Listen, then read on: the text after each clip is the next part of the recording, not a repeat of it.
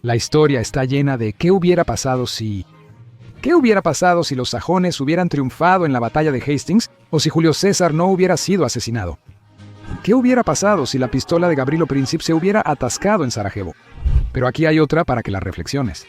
¿Qué hubiera pasado si Gran Bretaña hubiera luchado en la guerra de Vietnam? Retrocedamos la cinta. Tras la Segunda Guerra Mundial, Francia intentó restablecer su dominio en su colonia de Indochina.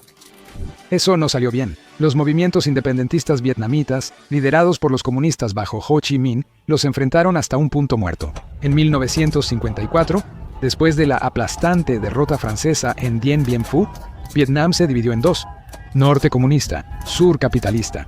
Inician las tensiones de la Guerra Fría.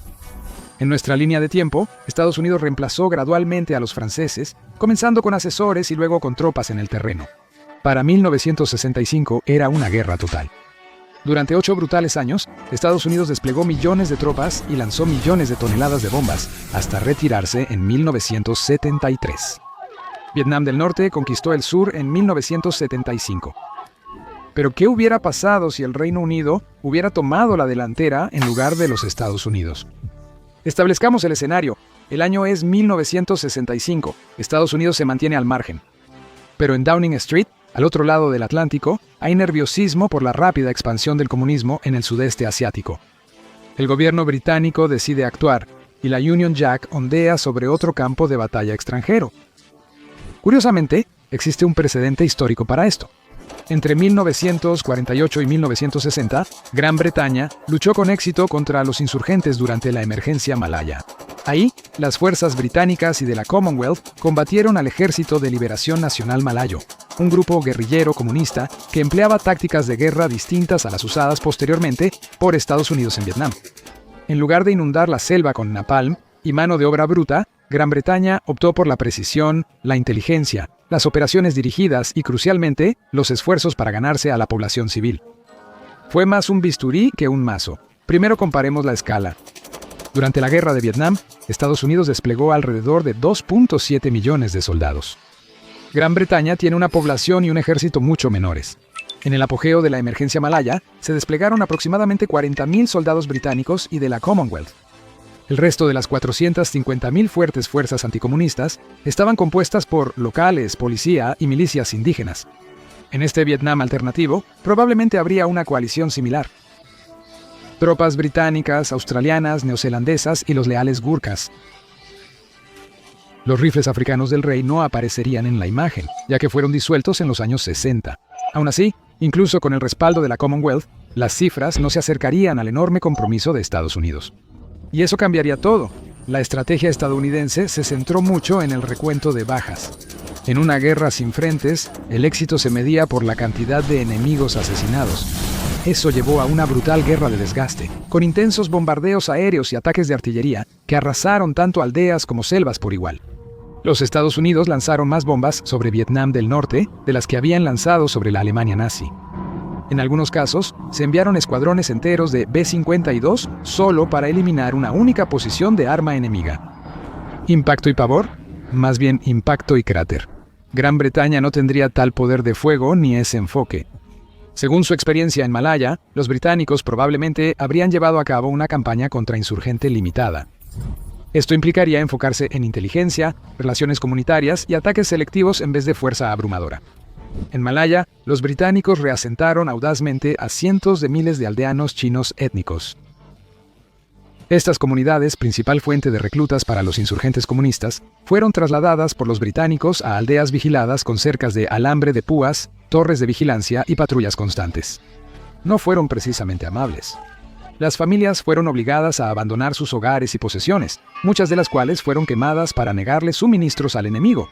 Pero a cambio, estos campos de reasentamiento ofrecían algo raro: agua corriente, electricidad, escuelas y acceso a atención médica. Fue una jugada calculada, aislar a los rebeldes de su base de apoyo y ganarse los corazones y las mentes de los civiles. Y en su mayoría funcionó. En este escenario en Vietnam, los británicos intentarían algo similar, aunque con diferencias importantes. En Vietnam, el Vietcong reclutó de todas las partes de la sociedad, no solo de una minoría étnica. En conclusión, la reubicación masiva resultaría más compleja, menos eficaz y posiblemente aún más polémica. Aún así, la idea central permanecería: aislar a los guerrilleros, asegurar a la población y pacificar una región a la vez, enrollando el mapa de abajo hacia arriba, como lo expresó famosamente un oficial británico. El combate también se vería distinto. En lugar de grandes operativos por helicópteros y tanques, las fuerzas británicas confiarían en pequeñas unidades móviles guiadas por inteligencia local. Piensa en equipos del Servicio Aéreo Especial deslizándose por la selva, no en B-52 arrasándola. Ataques quirúrgicos, no tierra quemada. Mientras tanto, las fuerzas del orden mantendrían el orden en zonas civiles.